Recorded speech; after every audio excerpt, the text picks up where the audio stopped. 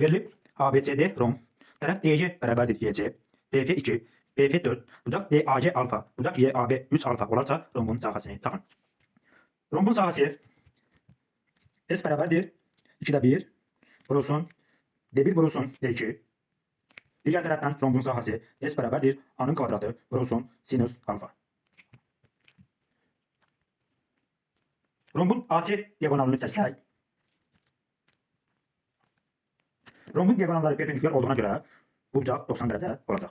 Bucaq 90 derece. Rombun diagonalları kesişir ve kesişme noktalarını yarıya bölür. Ona göre burada K nöqtəsi qeyd edilir.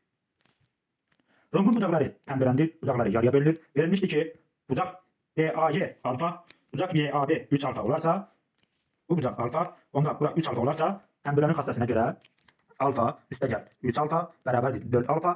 Buradan 4 alfanı yarıya bölsək, düşəcək nə qədər? 2 alfa. Burada qalacaq nə qədər?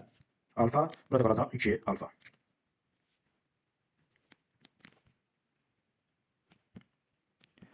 Rombun DB diagonalları verdiğine göre buradan DB'ni necə tapırıq? DB bərabərdir DF üstəgəl DB. DB bərabərdir DF2 üstəgəlinsin 4, bu da bərabərdir 6'ya. Bunu yarıya bölsəm 6 bölünsün 2, bu da verəcək 3. Bura olacaq 3. Bu tərəfdə əgər DF2 isə FK'ya da 1 qalacaq. Bu da aydın oldu. Sonra uçbucaq A, C, C fikir versək A təpəsindən AC tənbələn çəkilib, median çəkilib, həm də hündürlük. Bu nə zaman olurdu? Bərabər yanlış uzaqda. Fikir versək, bizdən DC tərəfi, YC tərəfinə olduğuna görə, həqiqətən bu bərabər yanlış uzaqda təpəsindən hündürlük çəkilirsə, bu həm median, həm tənbələn, həm də hündürlükdür. Bu aydın oldu.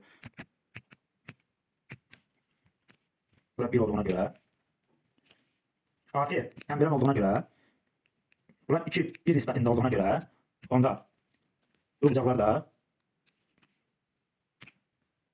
tərəfi böləcək 2A. Baxın, burada A olacaq. Fikir versək, bu üç bucaqda, düzbucaqlı bucaqda, yəni D, A, K üst bucağında hipotenus 2A, katet A. Bu hansı bucaqda olurdu? 30 dərəcə bucaq qarşısındakı katet hipotenuzun yarısına bərabərdir. Ona görə D bucağı 30 dərəcə olacaq. Onda əgər bu bucaq 30-sa, bura 90-dırsa, bu bucağa nə qədər qalır? 60 dərəcə. 60 dərəcə bucaq qarşısındakı katet digər katetin köşdə 3 mislinə bərabərdir. Əgər 60-ın qarşısındakı 3-dürsə, onda digər katet köşdə 3 olacaq. Digər katet köşdə 3. AC-nin uzunluğu nə qədər olacaq? Bu da olacaq köşdə 3. AC buradan bərabərdir. AC bərabərdir köşdə 3 üstəgəl köşdə 3. Bu da verir nəyi? Bizə 2 köşdə 3-ü. Eyni zamanda, əgər bura köşdə 3-sə, tərəf nə olacaq? 2 köşdə 3. Sahasını tapa bilərik də. Sahası nəyə bərabərdir? BD diagonalı S bərabərdir 2'də 1 vurulsun DB vurulsun AC. 2'də 1 vurulsun DB 6 olduğuna görə vurulsun AC-də 2 köşdə 3. 2'lər x-lərə getdi. Bu da olacaq neçə? 6 köşdə 3. Digər tərəfindən tərəf nədir burada? 2 köşdə 3. 2 köşdə 3 vurulsun. Bucaq baxın. Bura 30 dərəcəsə, rombun diagonalları tənbələn olduğuna görə bu bucaqda 30 dərəcə olacaq. Ümumi bucaq 60 dərəcə. Ona görə 2 köşdə 3'ün kvadratı vurulsun sinüs 60 dərəcə. Sinüs 60 dərəcə. 2 köşdə 3'ün kvadratı eləyir 12.